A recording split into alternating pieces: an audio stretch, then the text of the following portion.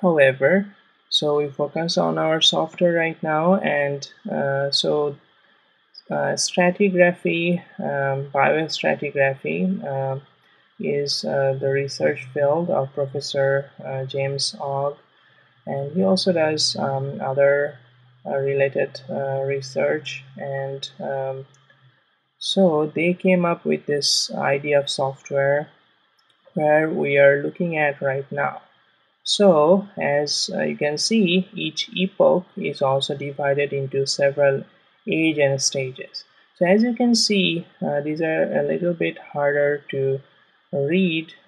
Actually, because the names are a little bit longer, and it creates these strips. So what we can do, for example, you want to see a specific time period extensively, then what you can do, for example, I want to see the quaternary period. So what I do, I choose million of years ago. In the settings, I choose it as 0, and I then make it 2.8 million years ago, and I generate. Okay, it's still a little bit smaller. So what I do, I make the vertical scale 4. So I'm scaling up. That will generate. Now it's bigger. So I make it. I choose the time scale timeline. I choose the timeline. As you can see, it's much more detailed. Right now you can see quaternary stage, Pleistocene stage. So this is the age stage for Terrantian stage, Ionian stage, and Calabrian stage, Gelasian stage. I also don't know in detail of most of these stages. You can just click on it and it will show you what it is. So for example, Gelasian stage was transferred to Pleistocene series by IUGS ICS in QA. So, and this not if you want to know more, definitely you will use the help of Wikipedia, but it shows you. And the geomagnetic polarity is the next column. As you can just click on it and it will show you some information. These are the information probably is very important for biostratigraphers or geologists. So, and this is planktonic foraminifers in different regions. So for example, I click on it and it will show you what kind of planktonic foraminifers were existing during the range 1.884 million years ago till today. So these are the information are very necessary for experts, but for EU and uh, for for learning interesting information of our history, we have created some other data packs. As I have already said to you that this is an inbuilt data pack, and this create and with some given settings. So you can change the settings, you can change the data packs. And for example, I have a very nice data pack for you where you can see the history of past 10,000 years, history of humankind of past 10,000 years.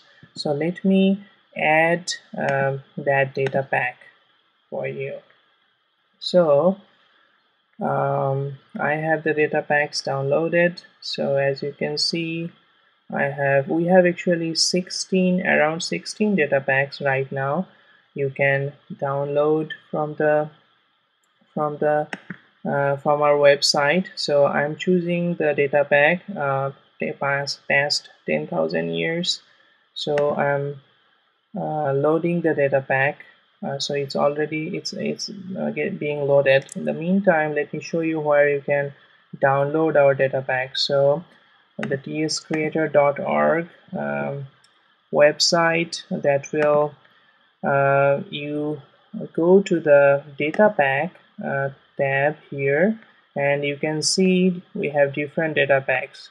So we have vertebrate evolution. If you want to know about the evolution of vertebrates, then you can download this data pack. We have evolution of modern life data pack. I'll show you this data pack. We have also human evolution. You can see how human has evolved throughout the time, and this is the data pack that I'm showing you. For example, if you want to the past 10,000 years, if you want to see the history, visualize the history of past 10,000 years, you will have to download this data pack, and I'll show you how you can see different information from there. And this is marine genera ranges data pack, and it has 18,000 genera ranges through Phanerozoic era, and it's based on update and expansion of the compendium by Jack Sepkoski that was published in 2002. So we have calcareous nanofossils data pack. We have planktonic foraminifer evolution through the Paleocene up to Eocene stage. And actually I have shown you what's these planktonic foraminifers are. So why are let me just say why we're very much interested in this planktonic foraminifers. These planktons, they have been existing through for a long range of time. So by looking at these planktons, we can actually understand about, and they are spreaded in different regions. Almost everywhere you can see them, so they are pretty common throughout different regions. That's why they are important, and that's why they can be used as a marker to identify different time in the time scale. So we have interestingly right now Professor Og and other people in different countries are working on creating regional data packs. For example, if you want to know about New Zealand itself, about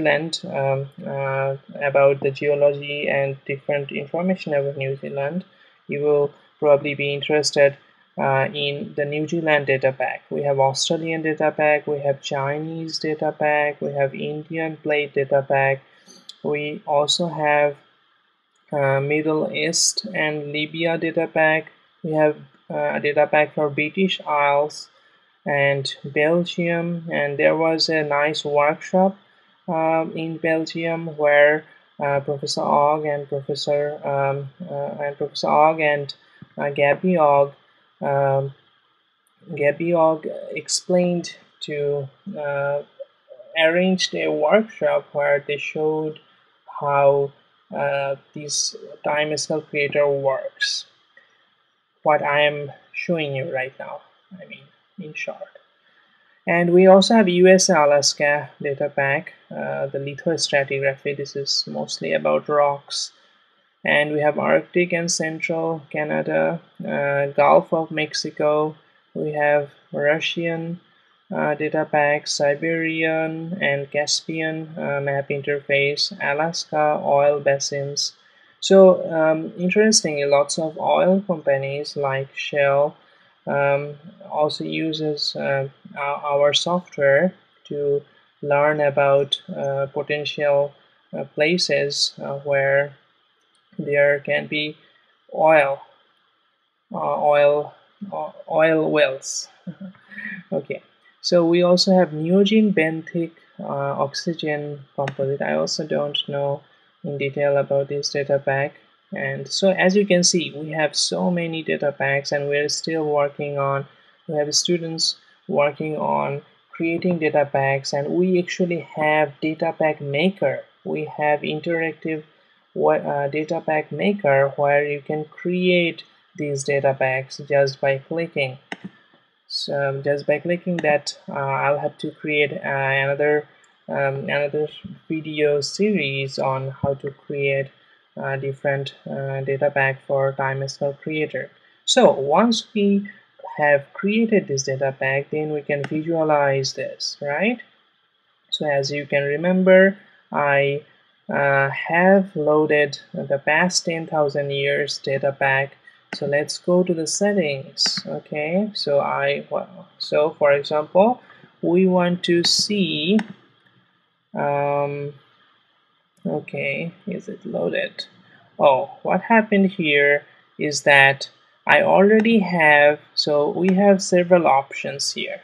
So when you start this software, it only will add the inbuilt data pack first, and on top of that, what I have done, I have added the data pack. That means it will keep the inbuilt data pack and it will add the new data pack. So how you can see it?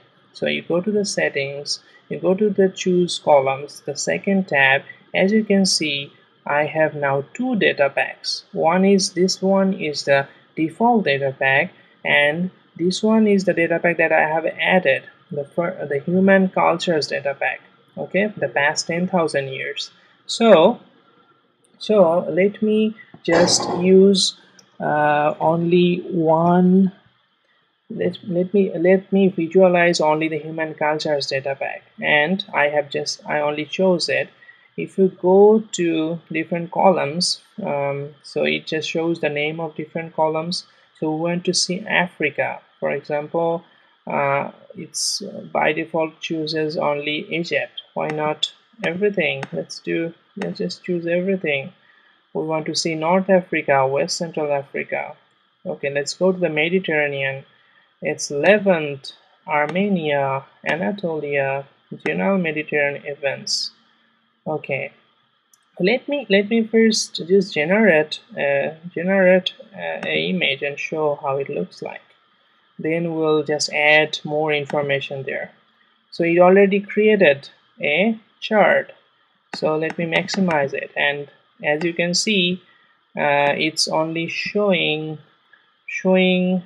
last. As you can this is AD, means after Christ, after the birth of Christ, and it just shows from present time up to 200 2000 years ago. Okay, so we can just increase this ages. Okay, we can just make it from 0 million years ago up to, for example, 5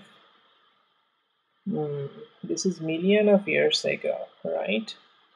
So what should we do? So let me make it 0.005. Okay, that actually means 5,000 years ago.